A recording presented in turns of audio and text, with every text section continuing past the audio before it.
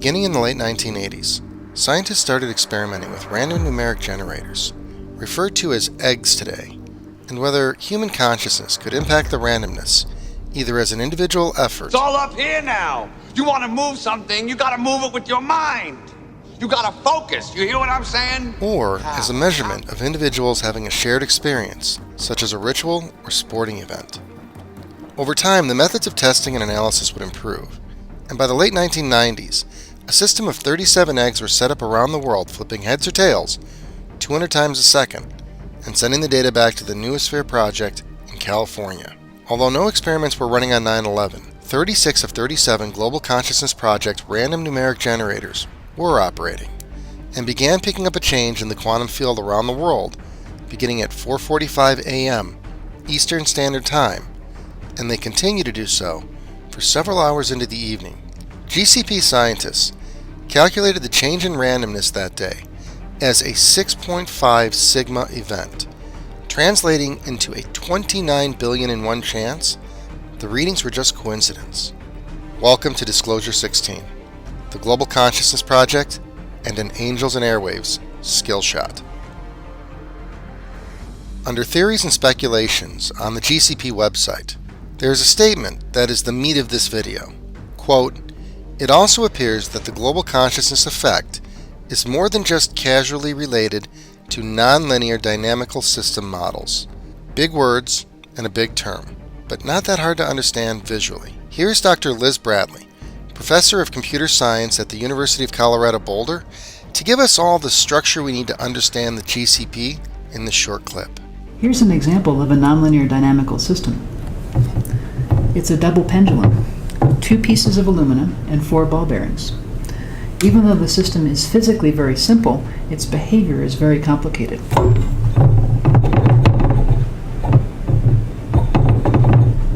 Moreover, this system is sensitively dependent on initial conditions. If I start it here or here, the future evolution of the behavior will be very different. The Global Consciousness Project's website describes the behavior of the data collected by the GCP eggs in a normal state as being what's called a drunkard's walk. The data flows in a wobbly back and forth, like this pendulum in this trial. We can say, based on this experiment, that the drunkard's walk represents the more natural flow of back and forth flow in day-to-day patterns. Nonlinear dynamical systems are sensitively dependent on initial conditions. It matters greatly the conditions applied to the pendulum structure at the very instant momentum begins on the next swing, and how things will unfold later. Deep within our current structure of nonlinear dynamic system models is the subject of chaos theory. To oversimplify chaos theory as it relates to 9/11 and the Global Consciousness Project eggs, I'll simply explain it like this. If the universe was made up of just this giant rock, there would be no chaos. The rock is only able to act linearly and within set laws of linear cause and effect. It will not suddenly start changing the environment around it into a nuclear bomb. The human mind, however, can and has created exactly that chaos.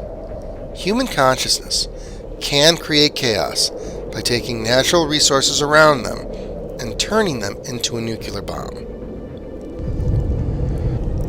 At 4:45 a.m. on 9/11, the pendulum began a new arc towards an inflection point, where the next lever then expressed that energy as a burst of chaos transferred across space and time in human consciousness. This inflection point of mass chaos in the quantum field first began peaking at 9:10 a.m., with the first full minute of truly anomalous data occurring at 9:11 a.m. on 9/11. This skill shot, found in the data, is another marker of the crop circle created in our 9/11 experience, and is further proof of outside influence on the events of that day. There would be another peak expression at 4:20 p.m. that day. I get the deep sense that there is more to this peak than just marijuana. Much more. Is Peter Lavenda. I'm sitting here next to a grave in a cemetery in Surabaya, Indonesia. The 2 peaks represent a nonlinear dynamical expression of chaos and the creation of new conscious thought. The incredible part of this energy is that most of it still seems to be traveling through a quantum hole and will reappear at a time and place completely unexpected. It is my guess that when it does appear, Adam Curry will finally release his mobile application based on the GCP science called Entangled. Welcome to the Global Consciousness Project. Like, share, subscribe, and leave me a comment down below. Peace. The Entangled mobile app converts hardware processes inside your phone into a physical random number generator, enabling you to explore relationships between the behavior of the app, your thoughts and feelings, and the events that unfold in your life and in the world. Combined with public experiments and anonymous data collection, Entangled is a global investigation into the nature of consciousness in real time.